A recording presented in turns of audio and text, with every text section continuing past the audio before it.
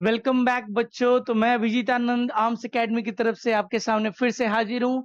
आज हम लोग rotation lecture number 5 rotational equilibrium के बारे में पढ़ने वाले हैं। तो अभी तक हमने न्यूटन लॉ ऑफ मोशन में, अगर आपको याद होगा, अगर आपने सीरीज देखा होगा या आपको अगर आपने पढ़ाई की है तो आपको याद होगा न्यूटन लॉ ऑफ मोशन में अपने पास क्या था। अगर इक्विलिब्रियम की बात होती थी, हम लोग कौन से इक्विलिब्रियम की बात करते थे? Translational equilibrium. और वहां पे मैंने बोला था कि जब चैप्टर रोटेशन आएगा then you will come to know about one more equilibrium, that is rotational equilibrium. तो अगर कोई बॉडी इक्विलिब्रियम में है तो हम लोग दो तरीके के इक्विलिब्रियम देखते हैं, ट्रांसलेशनल प्लस रोटेशनल। अगर बॉडी रुका हुआ है तो मूव नहीं करना चाहिए, तब ट्रांसलेशनल इक्विलिब्रियम में। अगर बॉडी टोटली इक्विलिब्रियम में तो रोटेशनल इक्विलिब्रियम भी होना चाहिए, बॉडी को रोटेट भी नहीं होना चाहिए। इन that case this is rotational equilibrium. तो इस चैप्टर के बारे में हम लोग देखेंगे कि कैसे हम लोग टॉर्क निकालते, कैसे टॉर्क से इक्विलिब्रियम निकालते हैं। हम लोग पिछले क्लास में हम लोगों ने टॉर्क निकालना देखा कि कैसे हम लोग टॉर्क लिखते हैं for different forces, that is R cross F और आर एफ साइन थीटा या एफ इंटू परपेंडिकुलर डिस्टेंस। तो आज हम लोग इसके बारे में देखने वाले हैं और टॉर्क के बारे में और अच्छे तरीके से समझने वाले हैं। तो चलिए देखते हैं और इसको और अच्छे से करने की कोशिश करते हैं। तो क्या कह रहा है, जरा यहाँ पे ध्यान से देखते हैं क्या बोर्ड है ये topic. So rotational equilibrium a system is said to be in mechanical equilibrium if it is in translational as well as rotational equilibrium. वही चीज मैं अभी आपको बता रहा था कि अगर बॉडी दो इक्विलिब्रियम में, तो दो तरीके के इक्विलिब्रियम में होता है, या तो अगर टोटल इक्विलिब्रियम में तो या तो नहीं, ट्रांसलेशनल इक्विलिब्रियम में भी होना चाहिए एंड रोटेशनल इक्विलिब्रियम में भी होना चाहिए। तो अगर टोटल मैकेनिकल इक्विलिब्रियम है तो तो आपके सामने क्या होना चाहिए बच्चा? Just a second. Total mechanical equilibrium है तो ट्रांसलेशनल भी होना चाहिए as well as rotational equilibrium भी होना चाहिए। तो ट्रांसलेशनल के लिए F net should be equal to 0। Translational के लिए ये किसके लिए? ट्रांसलेशनल के लिए, ट्रांसलेशनल के लिए है। एंड अगर रोटेशनल की बात करें तो टॉर्क अबाउट एवरी पॉइंट, हम लोग देखे थे टॉर्क, हम लोग को डिफरेंट डिफरेंट पॉइंट्स के बाद हम लोग टॉर्क लिख सकते हैं। तो torque about every point should be equal to 0। Torque should be 0, it means rotational equilibrium, rotational equilibrium, rotational equilibrium. I hope you are getting the concept. So if F net is 0 then tau net is same about every point. अगर total force मिलके 0 है then tau net is same about every point. Hence necessary and sufficient condition for equilibrium is F net should be 0 and F1 plus F2 plus all the forces means must be 0 and torque must be also be 0 and tau net about every other point, about any point we can choose as per our convenience. tau net must be 0, tau net भी 0 होना चाहिए. These are the two important conditions for our rotational as well as translational equilibrium. तो अगर आप देख रहे हो ये बॉडी है, ये बॉडी पे बहुत सारे फोर्सेस लग रहे हैं, summation of all the forces must B 0, पहला condition for translational equilibrium, and torque of every force about any point according to our convenience, it must be 0, torque must be 0, then the body is said to be in total mechanical equilibrium. हाँ या ना? Proper तरीके से आपको समझ में आ रहा है? चलिए इस पे और इनलाइटन करते हैं और देखते हैं क्या दिया हुआ है। Rotational equilibrium, the rigid body is said to be in a state of rotational equilibrium if its angular acceleration is 0. क्यों? क्योंकि अगर रोटेशनल इक्विलिब्रियम में तो बॉडी घूम नहीं रहा होगा, एंगुलर एक्सेलरेशन 0 होना चाहिए। बॉडी, अगर आप ध्यान दोगे, आप पहले पढ़ते थे कि अगर फोर्स नेट 0 है तो अगर एक बॉडी जिंदगी में अगर वो स्पीड से मूव कर रहा है तो उसी स्पीड से मूव करता रह जाएगा। तो इक्विलिब्रियम मतलब कि ऐसा नहीं कि बॉडी रुका रहेगा। अगर कोई बॉडी कांस्टेंट वेलोसिटी से जा रहा था, जिंदगी भर वही वेलोसिटी से जाते रह जाएगा। उसी तरीके से अगर एक बॉडी ओमेगा से रोटेट हो रहा था, जिंदगी भर उसी ओमेगा से घूमता रह जाएगा। अगर घूम रहा होगा तो, अगर बॉडी मूव कर रहा होगा तो, अगर बॉडी स्टेशनरी है, it will be in stationary for all period of his life if force net is 0. उसी तरीके से अगर एक बॉडी रोटेट नहीं कर रहा है, बस रुका हुआ है, it is not rotating with omega, then it will keep on being in rest if tau net is 0। तो आपका एंगुलर एक्सेलरेशन क्या होना चाहिए? 0, क्योंकि एंगुलर एक्सेलरेशन कौन लेके आता है? टॉर्क। फोर्स क्या लेके आता है? एक्सेलरेशन। टॉर्क क्या लेके आता है? Angular acceleration. Therefore, a body in rotational equilibrium must either be at rest or in rotation with a constant angular velocity। या तो रेस्ट में हो या कांस्टेंट एंगुलर वेलोसिटी से घूमता रहे। समझ में आ रही है बात? If a rigid body is in rotational equilibrium under the action of several coplanar forces, the resultant torque of all the forces about any axis perpendicular to the plane of the body containing must be 0। In the figure, if the body is shown in the figure, the a body is shown under the action of several external coplanar forces, that is F1, F2 से लेके Fn तक। Here P is a point in the plane of the force about which we can calculate the torque of all the external forces acting on the body। अगर हम torque calculate करें इस body पे about this point P, तो that must come down to be 0। देखते हैं कैसे। तो ओके, अगर हम इसका टॉर्क लिखना चाहे तो कैसे लिख सकते हैं? बोलो sir. Torque of F1 about point I am writing about point O, point P। Since distances are not given, that's why it is not means written over here. The concept is written: torque of all the forces about the point P must be 0। Already it is written over here। So what it is trying to say कि इस body को हम rotational equilibrium में तब बोलेंगे, मान लो मैंने एक पॉइंट P चूज कर लिया है और बहुत सारे फोर्सेस आपको दिख रहे हैं, then torque of all the forces about the point P must be equal to 0। Then the body said to be in rotational equilibrium. I was expecting कि वो प्रॉपर स्टेटमेंट लिखा रहेगा, बट स्टेटमेंट के बदले उन्होंने समेशन में लिख दिया है। हाँ या ना? समेशन में उन्होंने लिख रखा है रोटेशनल इक्विलिब्रियम के बारे में। चलिए नेक्स्ट देखते हैं क्या है। A body cannot be in rotational equilibrium under the action of a single force। एक फोर्स अगर रहेगा तो एक फोर्स का टॉर्क 0 तभी हो सकता है if that force is passing through the axis of rotation और is parallel। कल हमने पढ़ा था, अगर force parallel to axis of rotation हो जाए तो बॉडी को घुमा नहीं सकता है। अगर फोर्स का line of action axis of rotation से पास हो जाए तब भी घुमा नहीं सकता है। तो इकलौता फोर्स, एक सिंगल फोर्स का टॉर्क नेट 0 तभी होगा जब फोर्स 0 हो जाए, या तो फोर्स एक्सिस ऑफ रोटेशन से पास कर जाए या एक्सिस ऑफ रोटेशन के पैरेलल हो जाए। हाँ या ना? तो under the single force unless the line of action of force passes through the axis of rotation or it is parallel to the axis of rotation। If a body is in rotational equilibrium under the action of three forces, अगर तीन force लग रहा है तब भी equilibrium में है, then the line of action of all the three forces must be either concurrent or parallel। तीनों फोर्स का line of action must be concurrent होना चाहिए या पैरेलल होना चाहिए।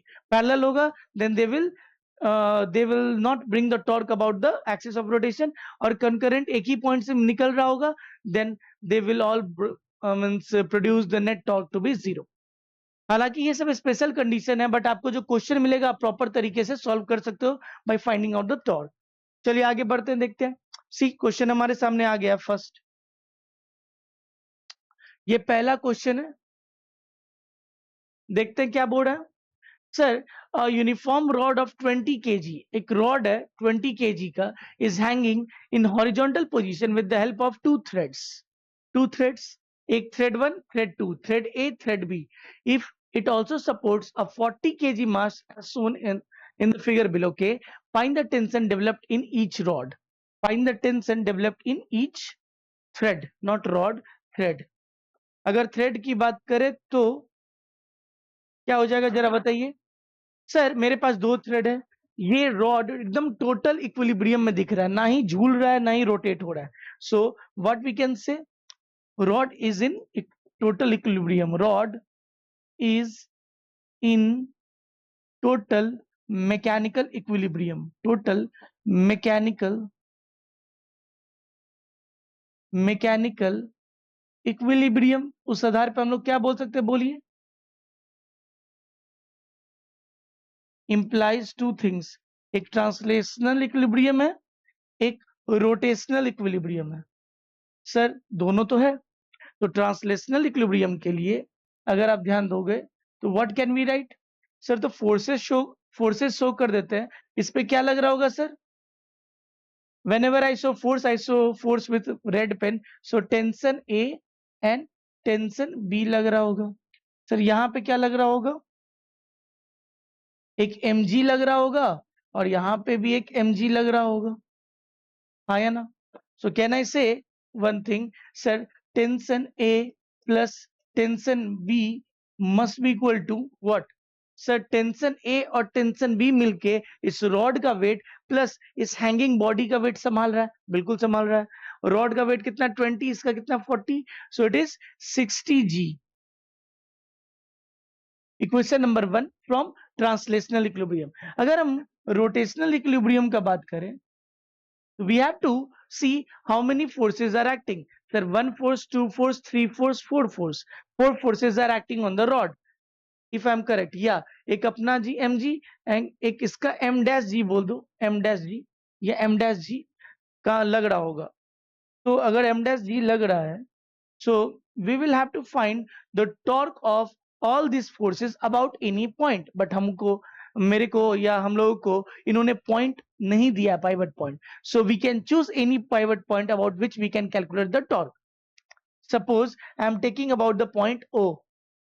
About O we can say about, not O, about A, tau net of all the forces, summation of tau net of all the forces must be 0. तो चलिए लिखना start करते हैं। अगर ए पॉइंट पे tau of T A plus tau of M dash G plus tau of M G plus tau of T B must be equal to 0। Sir इस point के about torque of T A, M dash G, M G and tau of B, tension B must be equal to 0। तो sir already we can see the T A इसी पॉइंट से पास कर रहा है, ए point से, उसका टॉर्क क्या हो जाएगा 0। एम डैश जी की बात करें तो sir force into perpendicular distance, that is M dash G into what is perpendicular distance, L by 4, it is already given. Sir, again mg, what is the perpendicular distance of this mg? Sir, half of the, sir rod का mg किधर लगेगा? एकदम center of mass पे लगेगा, so this is the center of mass, COM। तो centre of mass कितने दूर पे होगा रॉड का, आप बताओ? L by 2 sir. हाँ, अब ये किधर घुमाना चाह रहा है? If this is pivoted, this is trying to bring it in clockwise, and that is anti-clockwise. So for anti-clockwise, I will take minus torque of B is TB into L, that must be equal to 0. So what is boiling down from that equation? Sir, TB into, sir, L will get cancelled. TB is equal to mg by 4. M dash g is how much? 40g by 4, यानी 40g by 4 मतलब 10g plus, sir, this is 20g by 2 यानी 10g, 20g by 2 is 10g, so it is boiling down to 20g, that is equal to 200 newton. Tension B हमारा कितना आ गया? 200 newton आ गया। Sir if we have already calculated tension B from here 200 newton, we can put it over there for getting TA, implies TA is equal to 400 Newton. ये 400 Newton हो जाएगा and tension B कितना हो जाएगा बच्चा? Tension B 200 Newton हो जाएगा। So it was very conceptual question based on rotational as well as translational equilibrium, a prime example of how to solve using equation from translational equilibrium and rotational equilibrium, how to write the torque about the point if the pivot point is not given. You have to choose the point. Sir, why did you choose A? You can choose any point. You can choose center of mass. You can try to choose that point about which many forces are passing. Since all the forces are passing through different points, आप कोई भी point choose करो, but try करो ऐसा point जहां से कोई एक force pass कर रहा हो। अगर वहां से force pass कर रहा है, then of that force torque will become 0, हाँ या ना? तो मेरी चीजें कुछ आसान हो जाती है। चलिए आगे बढ़ते हैं। Okay, so we have second number question. Second question, What it is saying, a weightless rod is acted upon by an upward parallel force of 2 Newton and 4 Newton at the ends A and B respectively. A और B पे एक upward force लग रहा है. The total length of the rod is 3 meter. To keep the rod in equilibrium, a force of 6 Newton should act in the following manner. किधर लगना चाहिए, ऊपर या नीचे, ये ध्यान देना है. और कहाँ लगना चाहिए. So we have one rod. Okay, we have rod. And what is the length of that rod? A weightless rod. यानी इसका अपना mg नहीं होगा. Weightless, weight ही नहीं है इसमें. Rod is acted upon, so it is very important point. Weightless rod is acted upon by a parallel force of 2 Newton and 4 Newton in at ends A and B. So mark it as A and mark it as B respectively. Upward parallel forces. Upward parallel forces. So you need to show the force, that is force at A, that is what you can write 2 Newton, and another one is 4 Newton. 2 Newton and 4 Newton at A and B. The total length of the rod, is 3 meter. What is the length of the rod? 3 meter. Okay. Now, to keep the rod in equilibrium, a force of 6 Newton should act in the following manner. Downward direction में लगना चाहिए. Yes, obviously बात है. If two forces are acting upward, it should be acted downward. So the upward forces is 2 plus 4. It must be 6 only. So 6 तो लगना चाहिए, but कहाँ लगेगा? Downward direction में at any point between A and B, A और B के बीच में कहीं भी choose कर लो. पहला option. Downward at the midpoint of A, एकदम बीच में. Downward at a point C such that AC is 1 meter, and downward at a point D such that BD. So let it be what we have to calculate. So what we will do, try to apply the force, apply the unknown force of 6 Newton. I don't know, but at a distance of X from this end. ठीक है? 6 Newton. Sir, already translational equilibrium clear. For translational equilibrium already उन्होंने दे रखा है कि 2 और 4 मिलके 6 होना चाहिए. 2 + 4 must be equal to 6. Already satisfied है ये question. So now we can solve the value of x कि कितने दूर कहां से लगेगा. That is only by rotational equilibrium. So for rotational equilibrium हम क्या बोल सकते हैं. सर रोटेशनल इक्विलिब्रियम के लिए torque of all the forces must B 0 about the point. Which point? About any point which we will choose. So try to choose point A, about A. So why you are always choosing A? Okay, let us choose B. About B. Tau net must be equal to 0. Implies tau of 4 Newton plus tau of 6 Newton plus tau of 2 Newton must be equal to 0. हाँ या ना.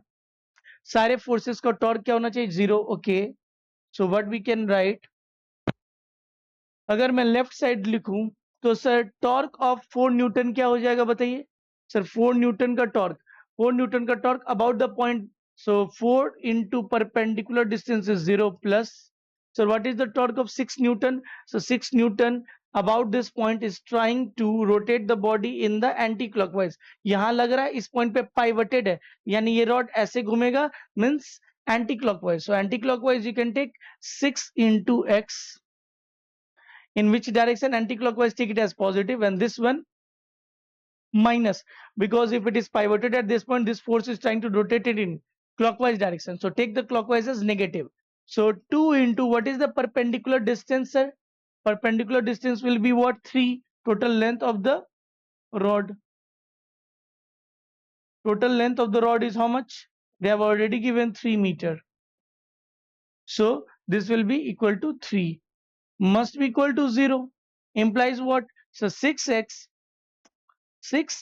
is equal to 6. So x is equal to 1 meter from which side?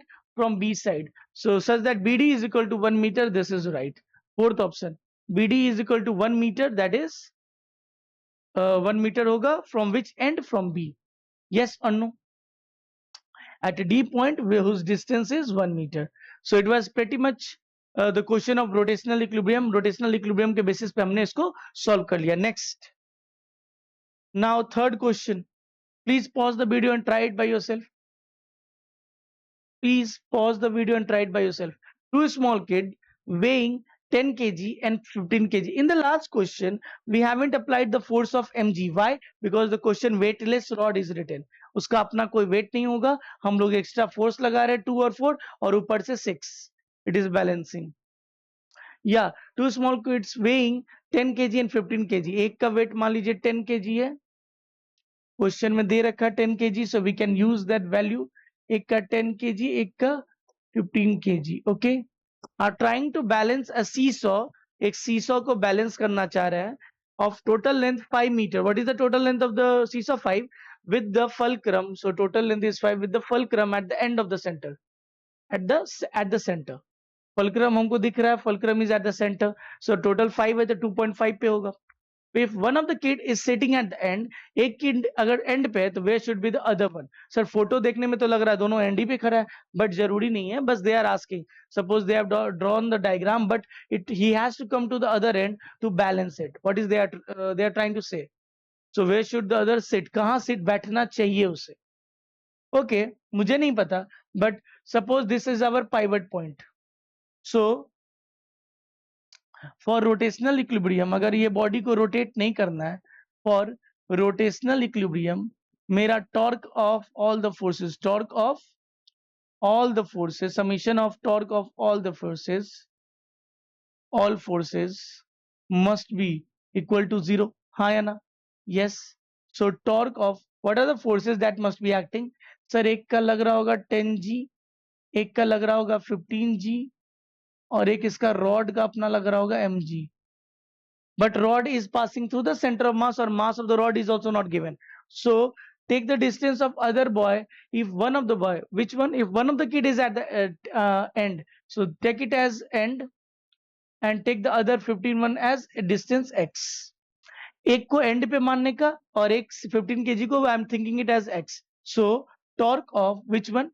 Torque of 10 kg plus torque of 15 kg must be equal to, and torque of mg must be equal to 0. About which point? About O. O is what? Center of mass. About O. O is center of mass. तो sir इसका torque कितना हो जाएगा 10 kg का? Sir it is at end. Total length was 5 metre. तो अगर ये total 5 metre था, if total was 5 meter and this guy is at end, so it will be from center 2.5. So 10 into 2.5 in which direction? In anti-clockwise. So take it as positive. Minus 15 is clockwise. So 15 kg na, so 15g, 10g,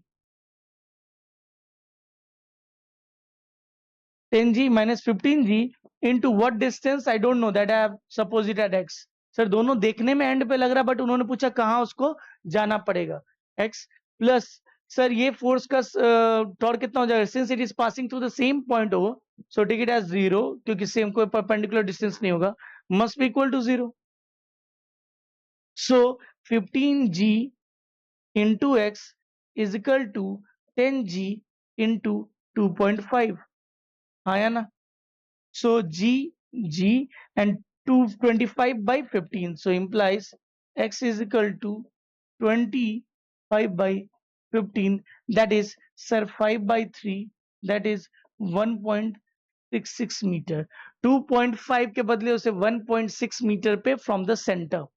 So 1.66 centimeter, 1.66 meter from the center.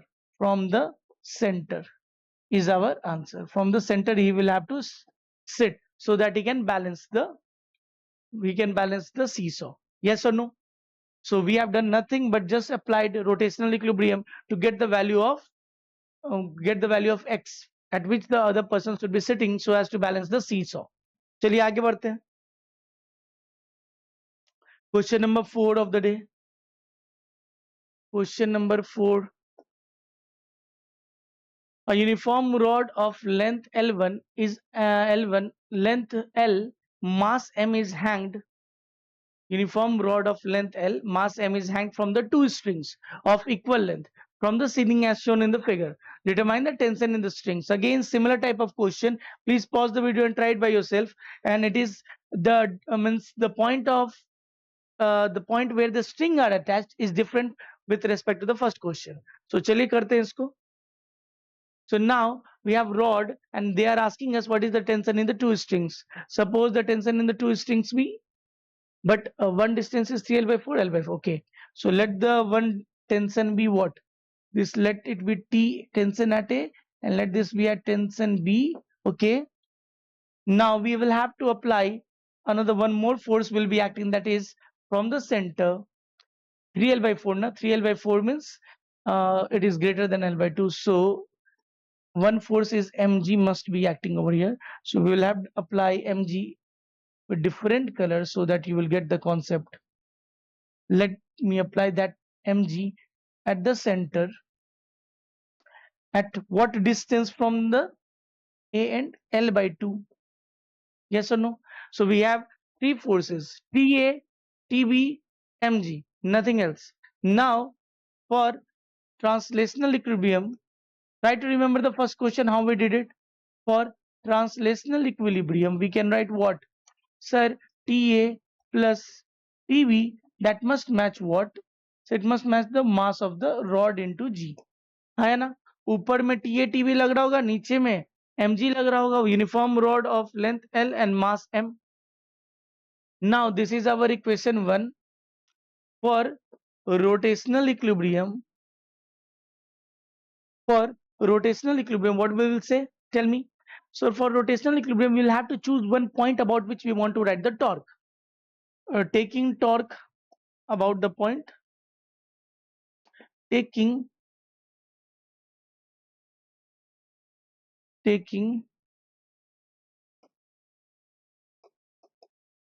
torque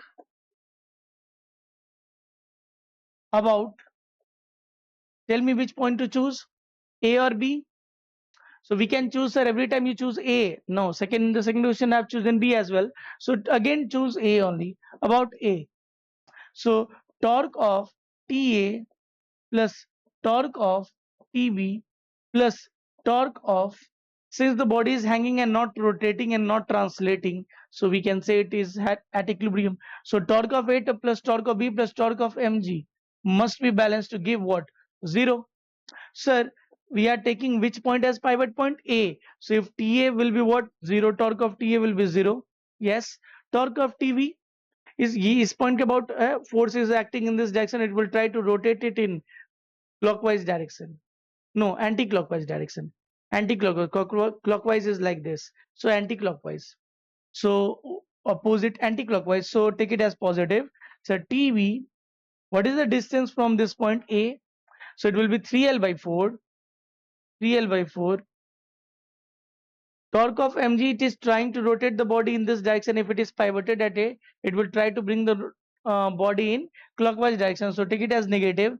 Mg into what is the distance from the point A? Sir, L by 2. Must be equal to 0. So L and L will get cancelled out. So what will become? 3TB by 4 must be equal to what? Mg by 2. Mg by 2. Yes or no? So 2 times. So TB is what? Sir, 2 mg by 3. 2 mg upon 3. So if this is TB, what is TA? From equation 1. From equation 1 we can write what? TB, TA is equal to mg minus TB, that is nothing, mg minus 2 mg by 3. So it will be mg by 3, that is equal to TA. Hayana? Yes or no? So we have got the two values, that is 2 mg by 3 and mg by 3. This was asked upon determine the tensions in the string. So we have already found out. So tension A, tension B using what? Two translational equilibrium equation and rotational equilibrium equations. So in this way we can solve the question of rotational equilibrium. Yeah, yes or no? Next.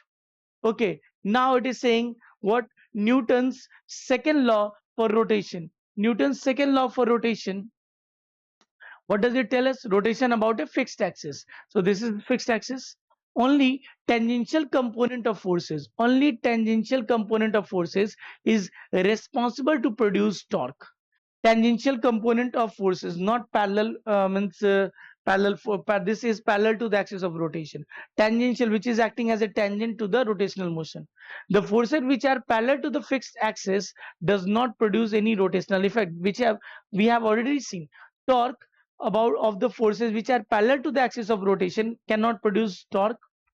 So forces which are passing through the means axis of rotation can also not produce torque. So which forces can produce? Tangential forces about the fixed axis. So here torque of an mg, can it produce? No. Why? Because it is parallel to the axis of rotation. So it cannot. Force of tangential is equal to mass moment of inertia into okay, mass of I into AT. AT is what? Tangential acceleration. Force is equal to mass into acceleration. So mass into acceleration is what? AT is equal to R alpha. So torque about fixed axis is equal to force into Ri. Torque is force into what we can write? Force M into Ri alpha into Ri. So what is it? So M Ri square into alpha. We can see torque is coming as I alpha. आपको एक चीज समझना होगा sir, in the way force produces mass into acceleration, उसी तरीके से torque क्या produce करता है? I alpha. Torque is the reason that which produces angular acceleration. जिस तरीके से फोर्स एक्सेलरेशन लेके आता है, उसी तरीके से फोर्स कौन सा acceleration? Eighty. Talking about tangential acceleration which it brings. So force is equal to mass into AT, what they have started with. Torque brings moment of inertia into angular acceleration. So this is the force, this is the torque, very much necessary. We have found out two formulas of torque. First, torque का दो formula, एक definition wise, एक result. Definition for torque, what does it say? So torque is equal to R cross F. This is very important formula. R cross F. What does the other formula say? So torque is equal to, we can say, sir, D into F. D is what? D is perpendicular distance. Either give the normal distance F and sine theta, or if we know the perpendicular distance, simple perpendicular distance into F, because sine 90 is 1 over here. And one is application formula. What is the application of torque? Torque brings angular acceleration. So torque is equal to I alpha. This is the application. Torque brings I alpha. Just like force is equal to dp by dt, or force is what? Physical cause which changes or try to change the state of the body. And what does it apply? What is this application? Force is equal to mass into acceleration. उसी तरीके से एक torque का basic definition वाला formula है और एक application वाला फॉर्मूला है. सो एप्लीकेशन वाला formula is this thing that which brings rotational effect about a fixed axis. And which force? Tangential force, not the parallel force. Okay, what is given? Sir, here I is the moment of inertia of the body about a axis of rotation. जिस axis of rotation को हमने select किया, जिसके about हम लोग torque निकाल रहे हैं, उसी के about moment of inertia हमें लेना होता है. So we will try to see the application of this torque formula in different question and then try to understand. अगर इसको देखेंगे तभी अच्छे से समझ में आएगा. चलिए आगे बढ़ते हैं. So we have question over here. Let us see which question is this. Question number 5. Question number 5. What does he say? A rod of mass m, rod का mass m है and length l है. Okay, what is given? Sir, mass is m, length is l, and is released. Then find out the alpha just after releasing. What will be the initial angular acceleration of the rod when it is just released? And you can see the pivot point is given over here. Pivot मतलब यहाँ पे pivoted, it is seen. It is given over there that it is pivoted at the end. तो जैसे ही उसको छोड़ेंगे तो it will try to come like this. Why? Because mg will be applied और ये horizontally यहाँ fix करके रखा हुआ है. It will try to zoom, ऐसे zoom गिरना चाहेगा. So just at the moment if we release the rod, what will be the initial angular acceleration? So first of all, try to find out the force which is acting on the body, that is mg. And there will be one more force that will be acting about the hinged point और pivot point, वहां पे hinge forces लगेंगे. So we don't know but we apply the hinge forces. Sir hinge force in x and in y, hinge force. Try to means draw that forces with different color so that you can understand hinge forces. Sir hinge forces क्या होता है? Hinge forces are the forces that can be applied at the hinge points, pivot points. But what is the means फायदा that इनका torque नहीं लगेगा क्यों? It is passing through the same point. So I have taken one hinge force in the perpendicular and one hinge force in the means x and y directions. But उनका कोई application नहीं लग पाएगा क्यों? उनका कोई torque नहीं लग पाएगा because it is passing through the pivot point. So what I can say at when released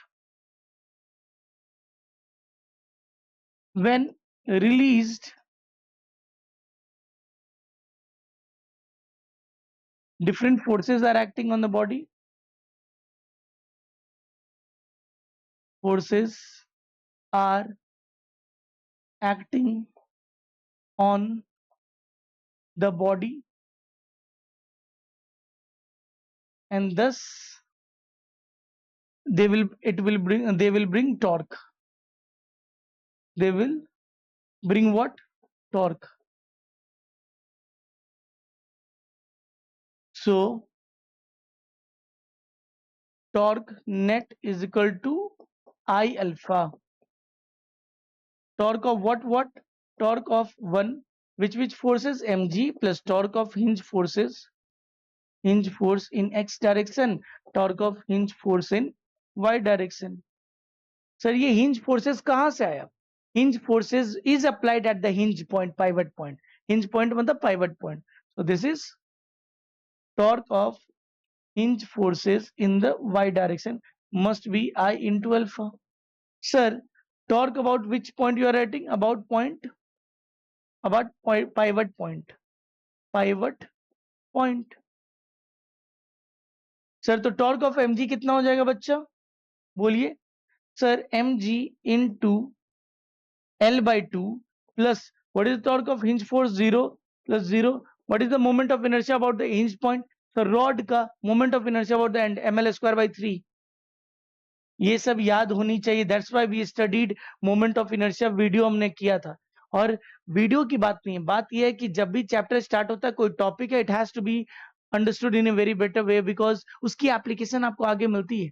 अगर आप काइनेमैटिक्स नहीं समझोगे तो आपको आगे जाके न्यूटन लॉ ऑफ मोशन में दिक्कत होगा. उसी तरीके से अगर आप मोमेंट ऑफ इनर्शिया वाला टॉपिक नहीं देखोगे, नहीं समझोगे, नहीं याद रखोगे तो आपको इक्वेशन लिखने में दिक्कत आएगी क्योंकि उसका एप्लीकेशन आगे जाके in the into alpha just at the moment when it is released.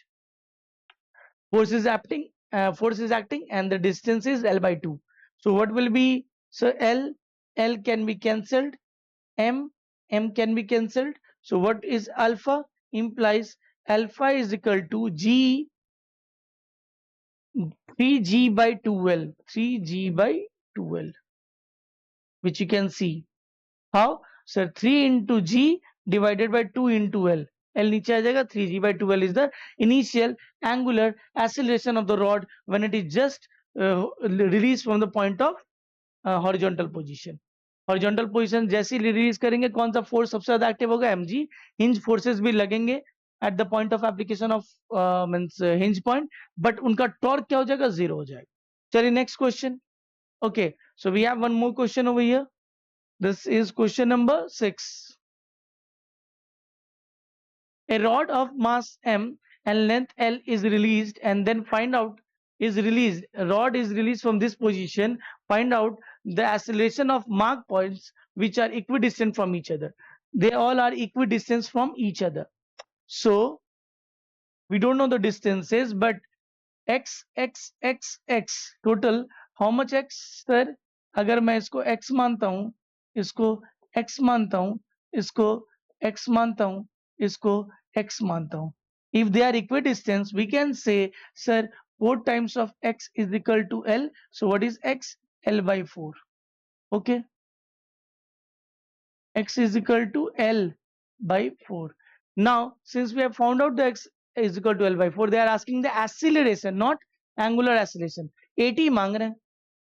So right now, just we have seen in the previous case, alpha is equal to how much? 3g by 2l, I think. 3g by 2l. From where? From previous case. From previous question. Previous question, we have just find out that thing. Now they are asking of different points the acceleration. Which acceleration? Tangential acceleration, AT. So AT of which point? D is equal to R alpha. What is R? Sir, L by 4. L by 4 times of alpha. Alpha is how much? 3g by 2l. So L cancel, 3g by 4. उसी तरीके से sir A tangential of what? Sir A point is how much? Sir R alpha. R कितना यहाँ पे? L by 4 plus L by 4 is L by 2 times of 3g by 2l. So L get cancel out, 3g by 4. So 4 2 ja 8 na, 3g by 8. 3g by 8. 3g by 4. So 80 of AD and then B.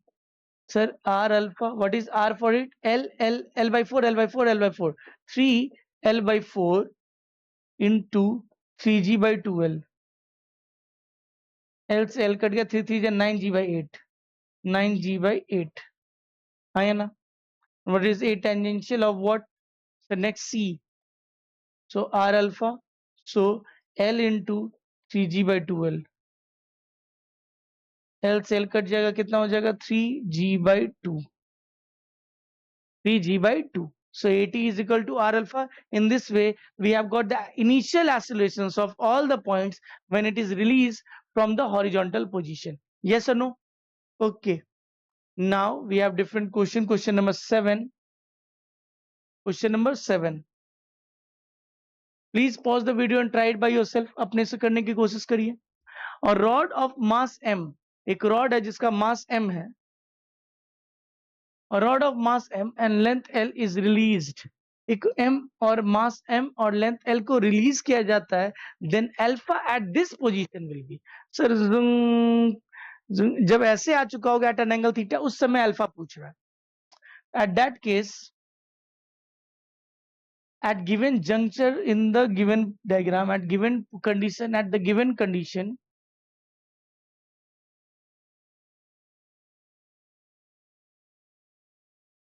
again the hinge forces must be acting. एक hinge force ऊपर लग रहा होगा, एक hinge force ऊपर और एक hinge force इधर. Hinge in x, hinge force x, hinge force y. So torque is equal to I alpha. Torque net force, torque of all forces is equal to I alpha. Yes or no? So what are the torque of all forces? So which are the forces that are acting? So torque of mg, torque of hinge force, torque of hinge force in x plus torque of hinge force in y direction must be equal to 0. Sorry, must be equal to I alpha.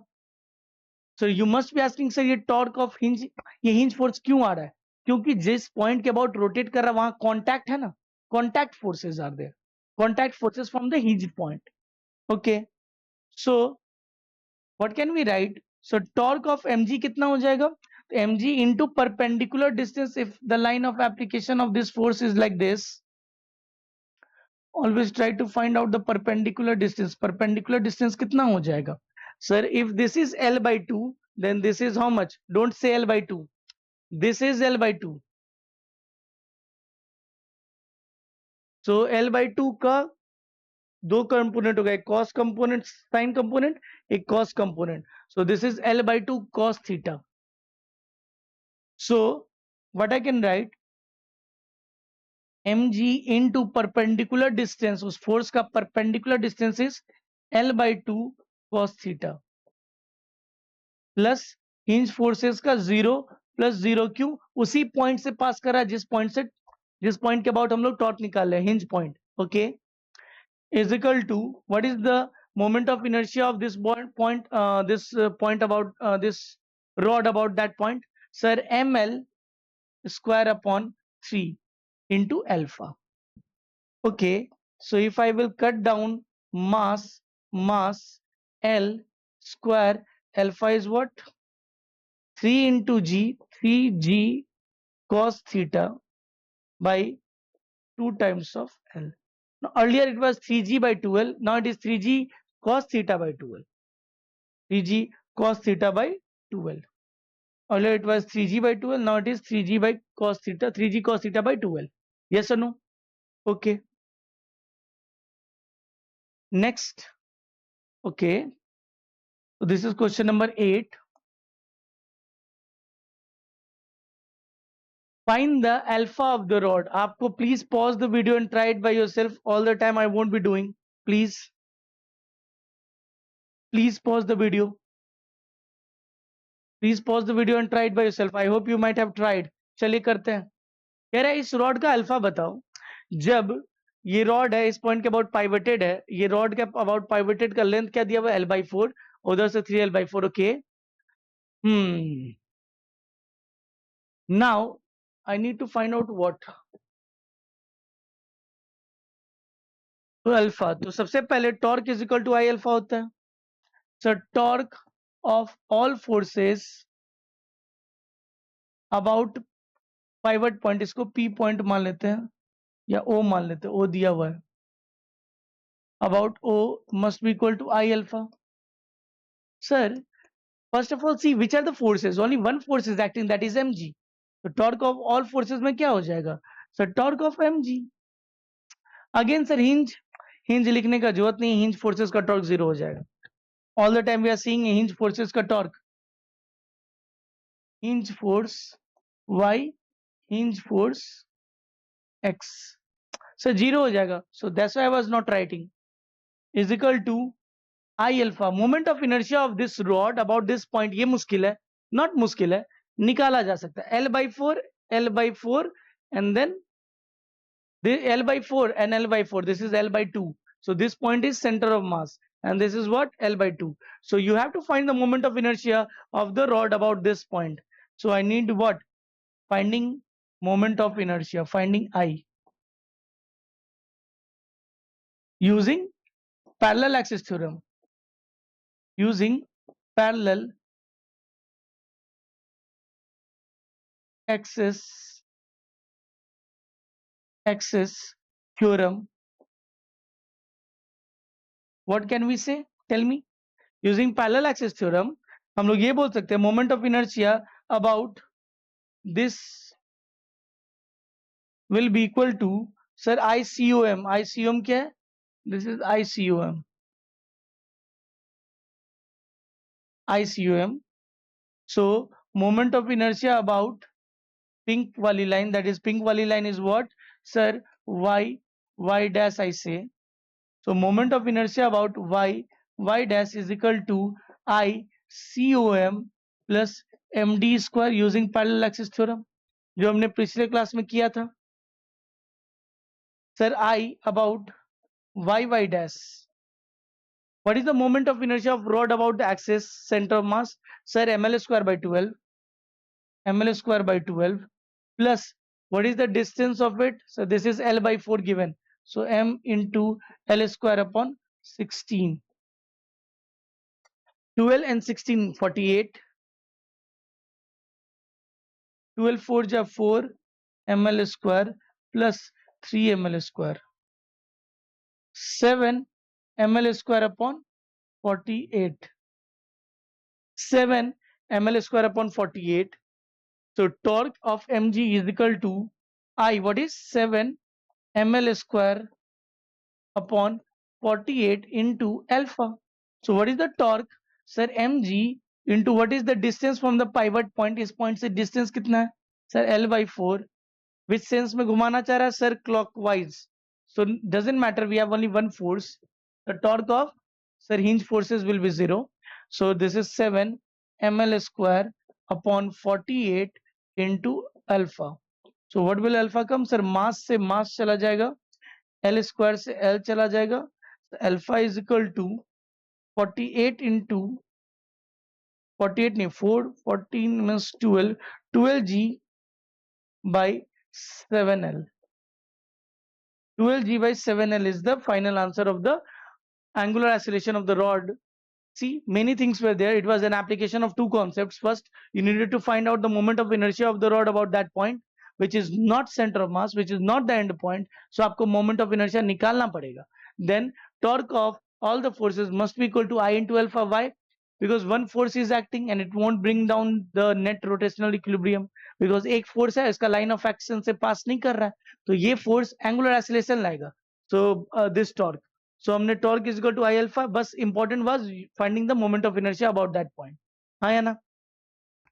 So it was a very good question. Now next question.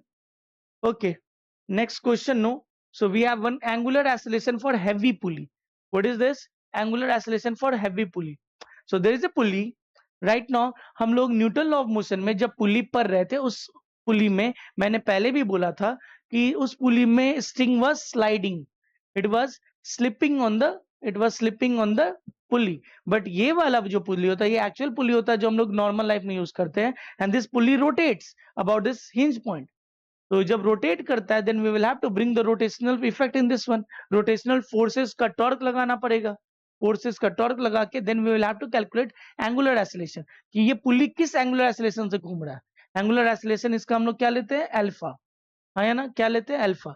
हम लोग को basically alpha निकालना, last में वो acceleration निकाल के alpha निकालेगा. So you do not need to remember the formula and anything. We just will write the equations, and equations लिखने के बाद हम लोग इसका अल्फा निकालेंगे.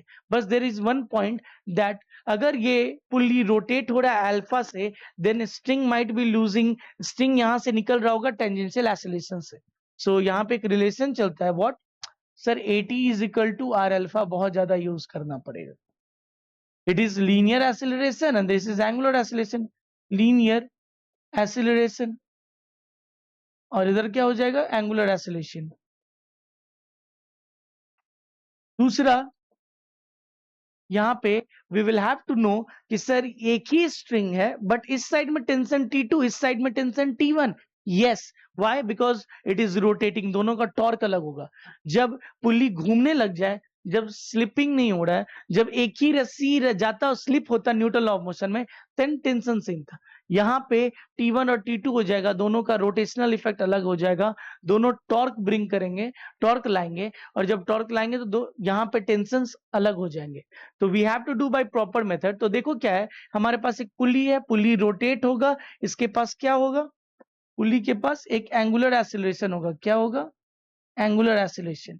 और एंगुलर एक्सीलरेशन के चलते ये पॉइंट्स किससे निकल रहे होंगे? सर AT से निकल रहा होगा. किससे निकल रहा होगा? Tangential acceleration. तो मान लेते हैं ये AT है, ये भी एक्सीलरेशन AT है. सो आप ध्यान दोगे M1 पे इधर टेंशन T1 लग रहा होगा, इधर T2 लग रहा होगा. तो M1 के लिए क्या लिख देंगे? M1G minus T1 is equal to mass into acceleration if we have supposed M1 is heavy.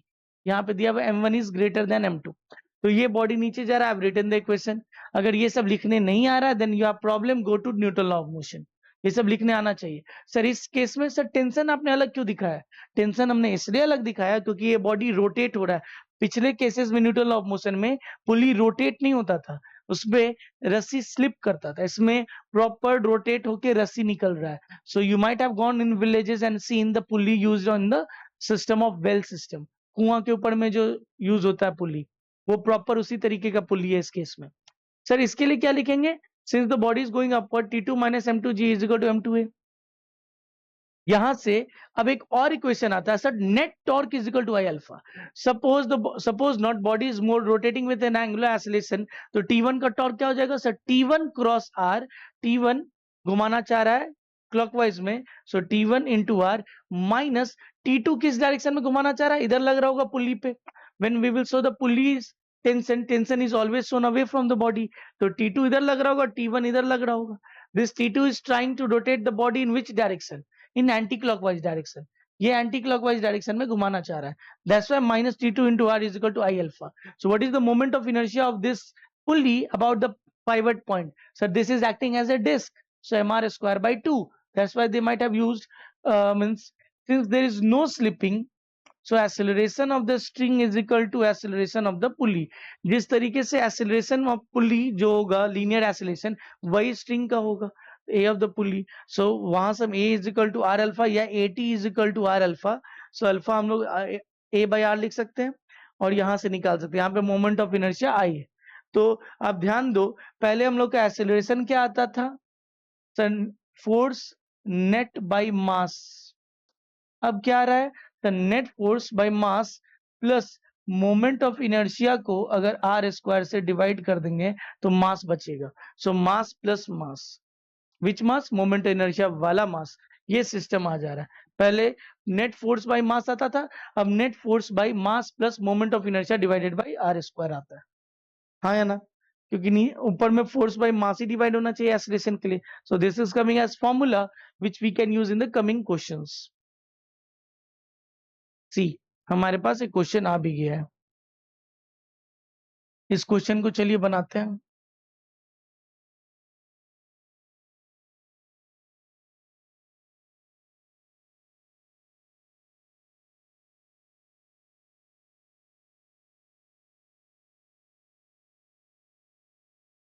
या थोड़ा टेढ़ा हो रहा है,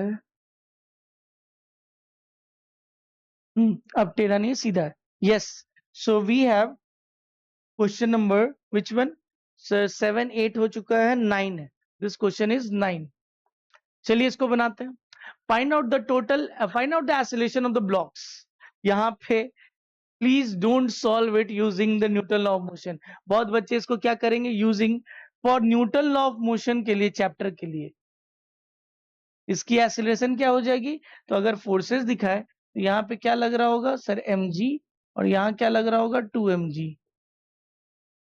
और अगर न्यूटन लॉ ऑफ मोशन की बात करें तो टेंशन कट जाएगा, तो so acceleration is equal to F net upon mass of the system. तो सर एफ नेट कितना हो जाएगा, 2mg minus mg by mass of the system is how much? So 3m. So it is g by 3. For which one? For Newton law of motion के लिए। So Newton, सब how will we know कि ये Newton law of motion है या rotation है। तो यहाँ पे इस चैप्टर में हम लोग पढ़ रहे हैं तो और कुछ नहीं दिया हुआ है, बट अगर ये आपके एग्जामिनेशन में आएगा तो कुछ ऐसा मेंशन रहेगा जिससे आपको पता चल जाएगा दिस पुली इज रोटेटिंग और something like that. There is proper means the strings are not slipping, they are properly rotating। जब भी no slipping लिख देगा means it is a question of rotation when there is no slipping, when strings are not slipping, strings are not slipping, then it is question of rotation। then ऐसा कुछ information आपके means question में रहना चाहिए। Then it is question of rotation, then it is question of rotational mechanics, RM, rotation, rotation का question हो जाएगा ये। हाँ है ना, तो चलो पहले करते for rotation.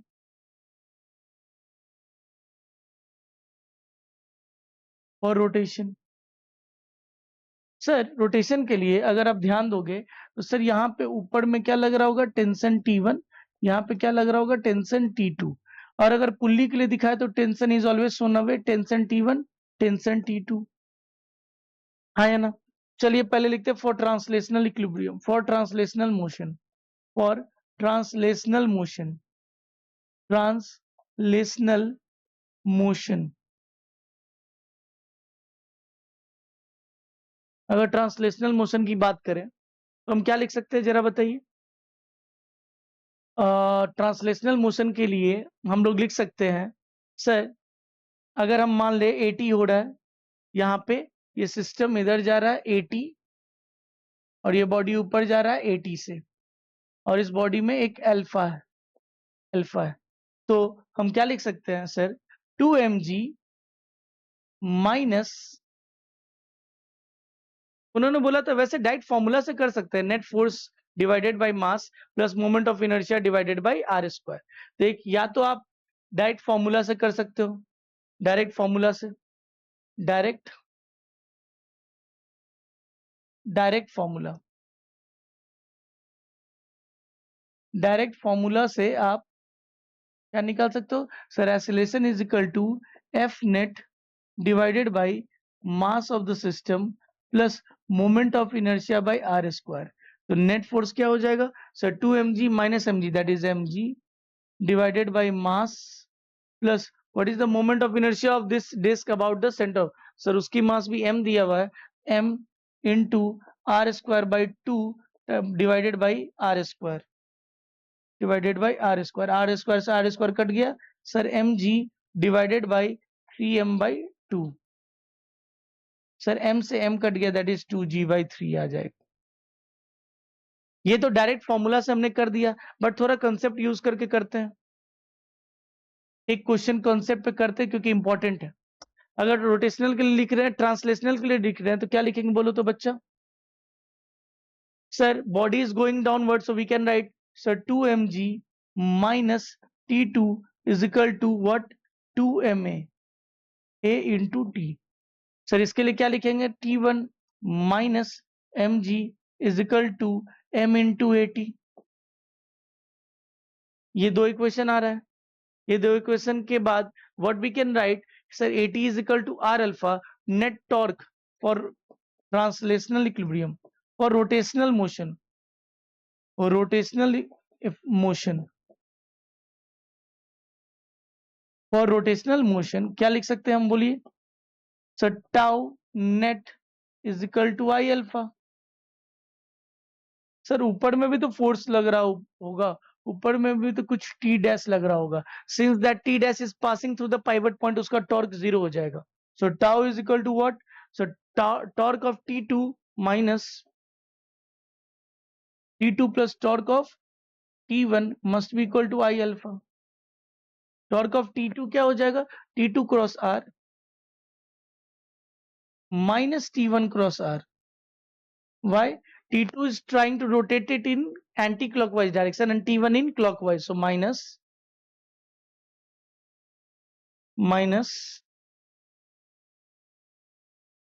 T1 cross R is equal to M R square by 2 times of alpha is what? AT by R. R से R चला जाएगा सर, R से R चला जाएगा। So what it is coming sir? T2 minus T1, T2 minus T1 is equal to M into AT by 2, M into AT by 2। यहां से equation आ जाता है, और यहां से हमारा इक्वेशन 1, इक्वेशन 2 और इक्वेशन 3। और ये AT को हम लोग अल्फा को क्या लिखे? AT बाई आर, ये हम आराम से लिख सकते हैं। ये तीनों इक्वेशन सॉल्व करके अपना यही फॉर्मूला आता है। ये तीनों सॉल्व करके वही फॉर्मूला आता है जिसको हमने डायरेक्टली यूज किया है। तो सर डायरेक्ट फॉर्मूला यूज करने, डायरेक्ट फॉर्मूला अगर आप याद रख सकते हैं तो यूज कर सकते हैं। आपको यहाँ पे टेंशन अगर निकालने बोल देगा तो आपको इक्वेशन लिखने आना चाहिए। अगर टेंशन लिख देगा, टॉर्क निकालने बोल देगा T1 का, तो पहले T1 और T2 वाला इक्वेशन लिखने भी तो आना चाहिए, हाँ या ना? if you don't know how to write the equation, then how you will get the torque of T1, torque of T2? तो सर एक्सेलरेशन निकालने तो आना ही चाहिए डायरेक्ट फॉर्मूला से। दूसरा, आपको T1 और T2 का तो इक्वेशंस लिखने आना चाहिए, so that you can find out the torque at any time whatever will be asked in the question. Direct acceleration बार बार नहीं पूछेगा। Okay, so we have this question, question number आपका कितना है? ये question number 10, question number 10।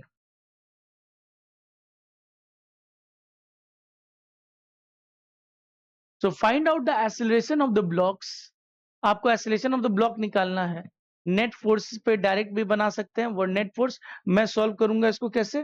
We will try to solve both things by direct formula से भी, और इसको सॉल्व करके भी निकालेंगे।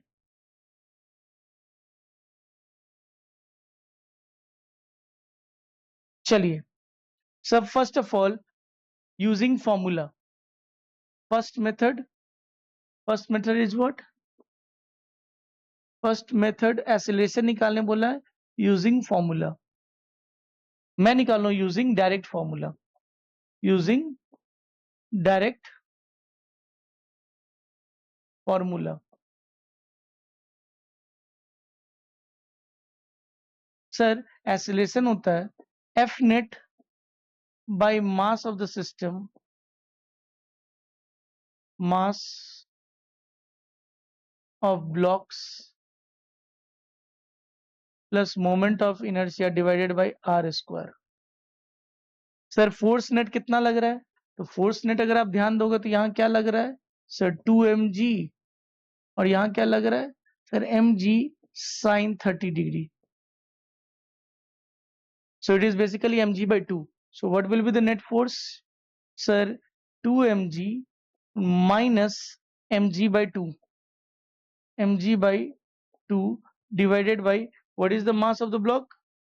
Mass of the total system? Sir, 2m plus m, 3m plus what is the moment of inertia of the block? Means moment of inertia of this disk. Sir, m r square by 2 into R square से divide कर दीजिए, are square cut जाएगा। So answer will be 2 2 जा 4 minus 3 3mg by 2 times of 3m plus m by 2. So this is the final acceleration of the system. This will go, which one will go down? This one will go down and this will try to come. Now using indirect method, means using long method. Because long method you need to know why, क्योंकि आपको torque भी पूछ सकता है, तो आपको torque भी लिखने आना चाहिए। For translational motion, for translational motion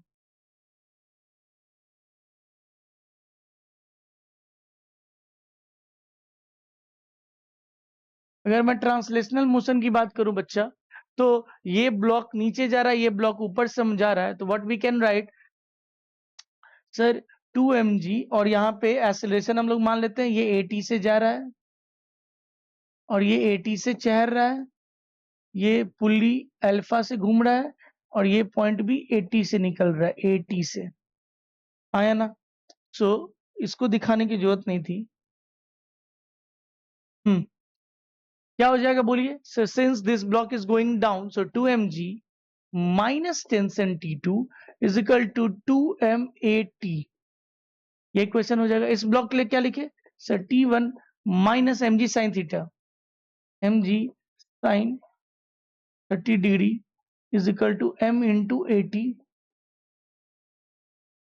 m into 80।